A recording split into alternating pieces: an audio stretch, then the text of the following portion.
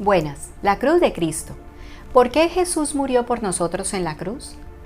Al principio Dios creó todo era bueno y bueno en gran manera. Dios hizo un mundo maravilloso y puso al hombre y la mujer en el huerto del Edén. Ellos vivían completamente libres, pero el hombre se rebeló contra el Creador, bajo una única y sencilla restricción.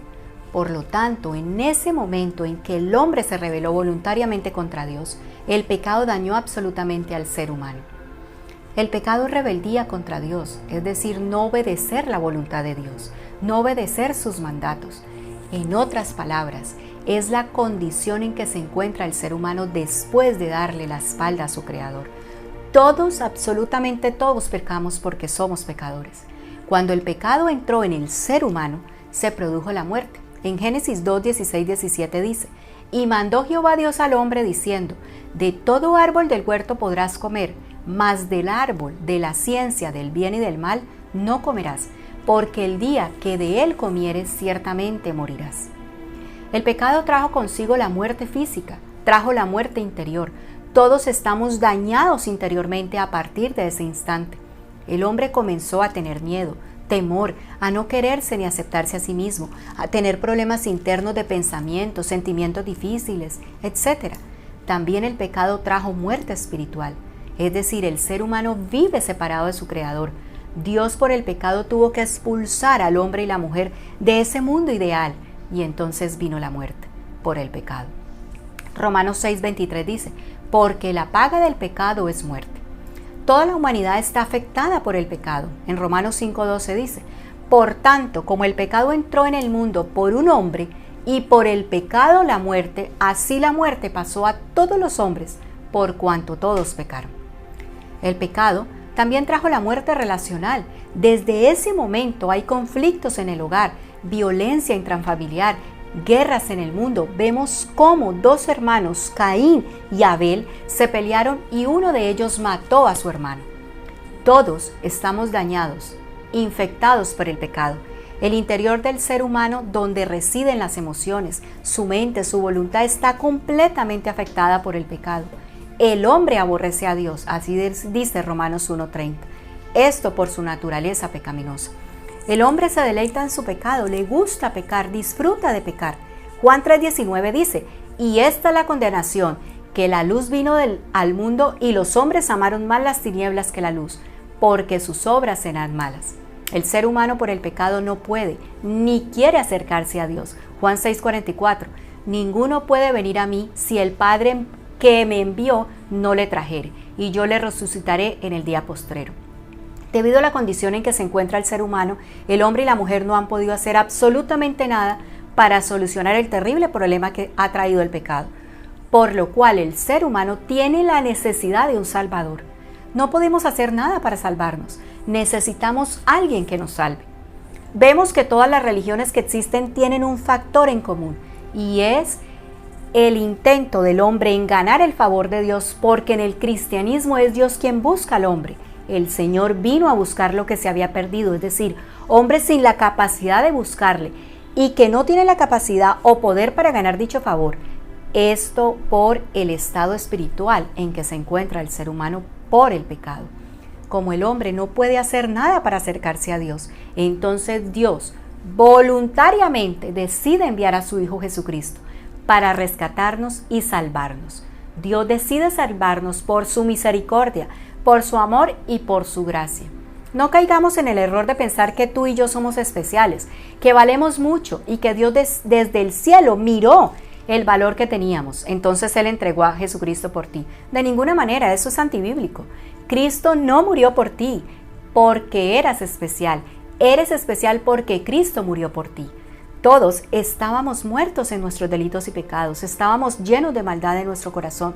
Todo en nosotros se inclinaba al pecado, por lo cual no éramos nada especiales para Dios, éramos enemigos de Dios, aborrecíamos completamente a Dios.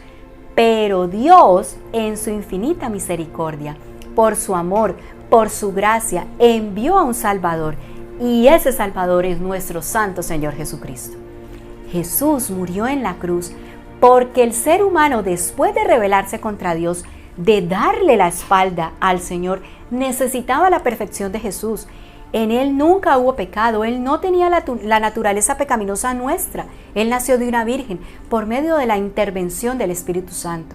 Así que Jesús era completamente hombre y completamente Dios, completamente inocente, y todos nosotros éramos culpables ante Dios.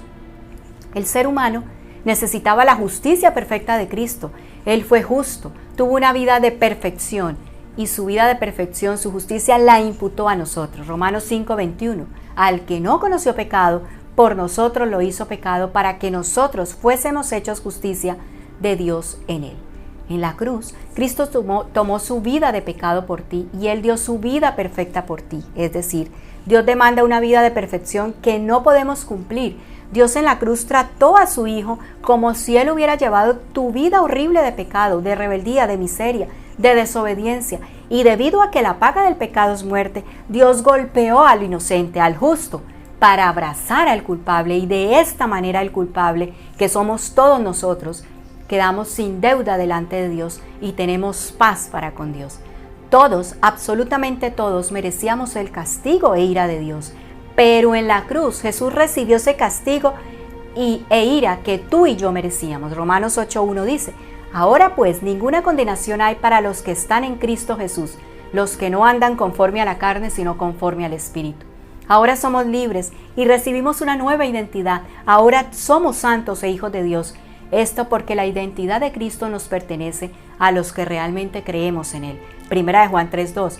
Amados, ahora somos hijos de Dios y aún no se ha manifestado lo que hemos de ser, pero sabemos que cuando Él se manifieste seremos semejantes a Él, porque le veremos tal como Él es.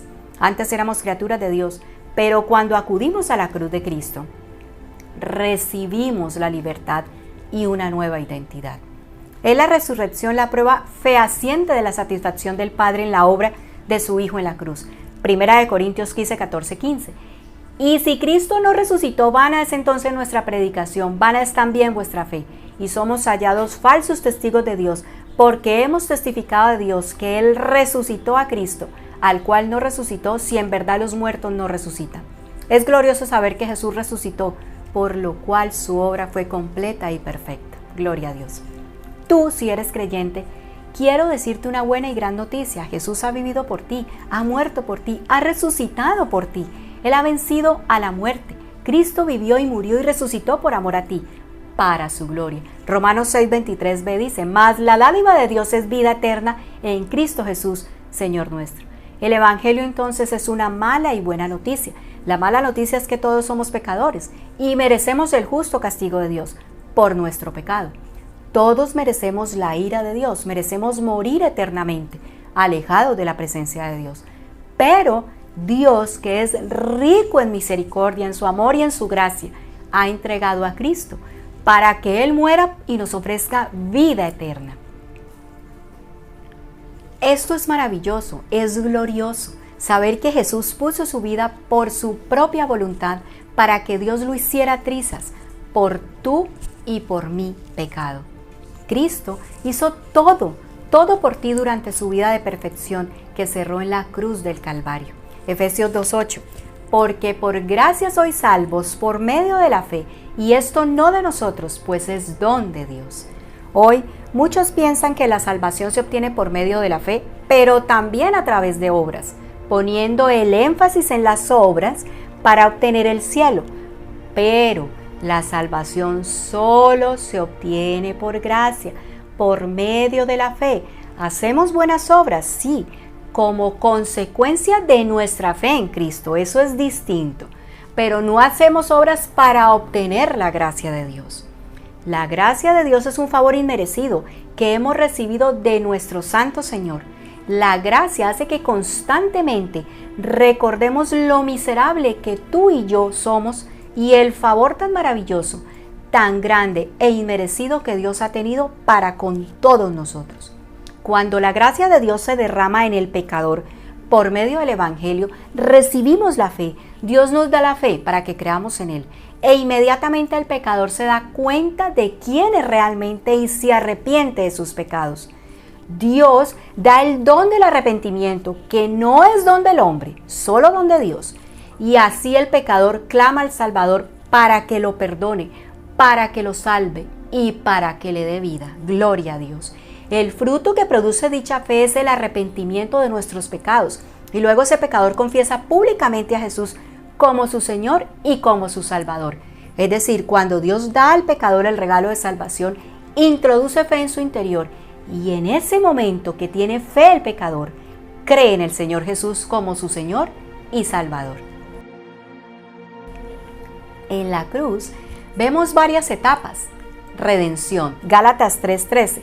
Cristo nos redimió de la maldición de la ley, hecho por nosotros maldición, porque está escrito: maldito todo el que es colgado en un madero. Es decir, fuimos libres de la esclavitud del pecado. Cristo rescató a su pueblo escogido del diablo y del pecado por medio de un pago. Sus escogidos estaban condenados a muerte eterna, por lo cual Dios determinó un pago para la liberación, y ese pago lo ejecutó Él mismo en la persona de su Hijo. Él murió para darnos vida, para liberarnos del pecado. Él nos compró para Él. Él es nuestro Redentor, somos de Él. Efesios 1:7, en quien tenemos redención por su sangre, el perdón de pecados, según las riquezas de su gracia. Vemos otra etapa de expiación. Cristo hace una expiación penal, porque Él pagó el precio de la culpa del pecador con su sangre preciosa. Él quitó esa culpa. También la expiación fue sustitutiva. Cristo, cuando fue a la cruz, fue el sacrificio vicario por los pecadores que Dios, antes de la fundación del mundo, había predeterminado para vida eterna. La deuda que el pecador tenía con Dios fue cancelada y ahora el pecador se reconcilia con Dios. Solo Jesús es quien quita el pecado del mundo. En Juan 1:29, el siguiente día vio Juan a Jesús que venía a él y dijo: he aquí el Cordero de Dios que quita el pecado del mundo. Vemos otra etapa en la cruz, la propiciación. Cristo fue el sustituto en nuestro lugar, ya que solo Él cumplía con la demanda de santidad y justicia de Dios. Cuando Cristo va a la cruz, Él remueve la condenación en el pecador y por tanto ha propiciado la ira de Dios. La ira de Dios es la condenación eterna. Esto por medio de la fe. Así Dios fue justo, porque Él no ignoró los pecados de los hombres. Somos llamados hijos de ira cuando no conocemos a Dios. Dios ha estado airado con el pecador. Romanos 1:18 dice: porque la ira de Dios se revela desde el cielo contra toda impiedad e injusticia, de los hombres que detienen con injusticia la verdad. Romanos 3:23-26. Por cuanto todos pecaron y están destituidos de la gloria de Dios, siendo justificados gratuitamente por su gracia mediante la redención que es en Cristo Jesús, a quien Dios puso como propiciación por medio de la fe en su sangre, para manifestar su justicia a causa de haber pasado por alto en su paciencia los pecados pasados, con la mira de manifestar en este tiempo su justicia, a fin de que Él sea el justo y el que justifica al que es de la fe de Jesús. Primera de Juan 4:10. En esto consiste el amor, no en que nosotros hayamos amado a Dios, sino en que Él nos amó a nosotros y envió a su Hijo en propiciación por nuestros pecados. Vemos otra etapa en la cruz, justificación. Romanos 5:1. Justificados pues por la fe, tenemos paz para con Dios por medio de nuestro Señor Jesucristo. Antes éramos culpables delante de Dios, éramos enemigos de Dios, pero en el momento que Dios justifica al pecador, lo declara justo, lo exonera de la culpa por la obra perfecta de Cristo. Es decir, Él imputa la justicia perfecta de su Hijo y de esta manera el pecador es justo a los ojos de Dios, ya que Jesús cargó sus pecados en su lugar. Al mismo tiempo, Dios carga en el pecador la santidad de Cristo y la obra perfecta de Cristo durante toda su vida, por lo cual ahora Dios recibe a ese pecador en el reino de los cielos como perfectamente justo por la obra de Cristo y santo por la santidad absoluta de Cristo. La comunión con Dios solo es posible porque hemos recibido la justicia de Cristo y por lo tanto Dios se acerca a nosotros con plenitud de su presencia, su amor y su consuelo. Un predicador dijo: en la cruz, el Dios Padre trató a su Hijo como si hubiera llevado tu vida, para tratarte a ti como si tú hubieras llevado la suya. El justo por los injustos, el justo ocupó el lugar del injusto. Ahora Dios ve a ese pecador a través de la vida de Cristo. Todas las faltas del pecador fueron imputadas a Cristo y la vida perfecta de Cristo ahora le es atribuida al pecador. Cuando llevó la vida de obediencia que tú y yo no podemos llevar, Cristo no solo murió por ti, sino que también vive por nosotros. Él es nuestro intercesor ante el Padre. Romanos 5, 18, 19. Así que como por la transgresión de uno, es decir, Adán, vino la condenación a todos los hombres, de la misma manera por la justicia de uno, es decir, Cristo, vino a todos los hombres la justificación de vida. Porque así como por la desobediencia de un hombre los muchos fueron constituidos pecadores, así también por la obediencia de uno los muchos serán constituidos justos. Vemos en la cruz otra etapa, la santificación. Primera de Tesalonicenses 5:23. Y el mismo Dios de paz os santifique por completo, y todo vuestro ser, espíritu, alma y cuerpo sea guardado irreprensible para la venida de nuestro Señor Jesús. La santificación es la obra espiritual que el Señor Jesucristo lleva a cabo en el hombre por medio del Espíritu Santo, a través de los medios de gracia, para morir al pecado y vivir para Dios. Sin embargo, en ella hay participación del pecador en dicho proceso. En primer lugar, hay una santificación posicional. En el momento de la conversión del pecador, Dios aparta a esa persona para él, lo separa de la esclavitud del pecado y lo adopta como hijo suyo. Ocurre también una santificación progresiva, que significa que durante su vida esa persona va siendo al pleno conocimiento de Cristo, a ser conformado gradualmente a la imagen de Cristo. El Señor limpia sus pecados con su sangre, los separa de su amor natural por el pecado y el mundo. Quita el corazón de piedra y pone un nuevo corazón de carne. Lo lleva a practicar la piedad en su vida. Dios capacita a cada pecador por medio de su espíritu a meditar en la palabra, a orar constantemente, a confesar el pecado. Y Él pone el querer como el hacer en ella, para que cada vez más el creyente sea como Jesús. Y obviamente, aunque esto no se va a dar por completo, mientras permanezcamos en este mundo, el creyente cambia de dirección y cada vez más revela el carácter de Jesús y se goza en satisfacerlo. La santificación moldea los pensamientos, las actitudes, las acciones, el carácter del creyente a la imagen de Jesús. 2 Corintios 3:18. Por tanto, nosotros todos, mirando a cara descubierta como un espejo la gloria del Señor, somos transformados de gloria en gloria en la misma imagen como por el Espíritu del Señor. Ese espejo es la palabra de Dios, y en la medida en que vemos nuestro reflejo a la luz de la palabra, vamos siendo transformados de gloria en gloria por medio del Espíritu Santo. Jesús dice: Padre, santifícalos en tu verdad. Tu palabra es verdad. Así dice Juan 17:17. Y al mismo tiempo el creyente debe mortificar su pecado, limpiar su vida de las cosas pasadas. El que ha aceptado a Cristo como su Señor y Salvador es nacido de nuevo, justificado y santificado. El Evangelio entonces muestra la grandeza de Dios y la pequeñez del ser humano. El mensaje de la cruz gira alrededor de la gloria de Jesús. El mensaje de la cruz es el ancla de la esperanza del creyente, ya que Cristo selló nuestra salvación en el pasado, establece nuestra salvación en el presente y garantiza nuestra salvación en el futuro. Un predicador dijo: nuestra salvación depende enteramente de un Dios que se entrega voluntariamente siendo débil, llevando nuestros pecados y vergüenza en la cruz. De esa manera Dios muestra su gloria, sabiduría y poder. ¡Qué hermoso! Nuestro Dios gana perdiendo. Nuestro Dios abre un manantial de vida muriendo. Gloria a Dios. Nuestro Señor es maravilloso. Un historiador dijo: nuestro Dios actúa de formas misteriosas. Él revela su gloria en la vergüenza, su sabiduría en la necesidad, su poder en la debilidad y su victoria en la derrota. Gloria a Dios.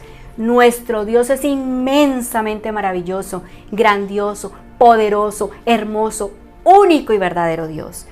Dios actúa conforme a la inescrutable sabiduría de su mente infinita.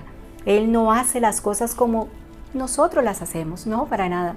No podemos evaluar a Dios conforme a nuestra lógica humana, sino conforme a la manera como Él se revela, y especialmente en el sufrimiento de Cristo en la cruz. Te invito a que te arrepientes por tus pecados. Pide perdón a Dios por la condición a la que te ha llevado tu pecado. Incluso pensar que no le necesitas. Ya es un gran pecado decir esto. Clama al Señor, solo Él puede cambiar tu corazón en muchos aspectos en que tú mismo no has podido cambiar. Solo Él da vida. En Hechos 4:12 dice, y en ningún otro hay salvación, porque no hay otro nombre bajo el cielo dado a los hombres en que podamos ser salvos. Solo Jesús es el camino, la verdad y la vida. Solo Cristo salva, nadie más salva. Bendiciones.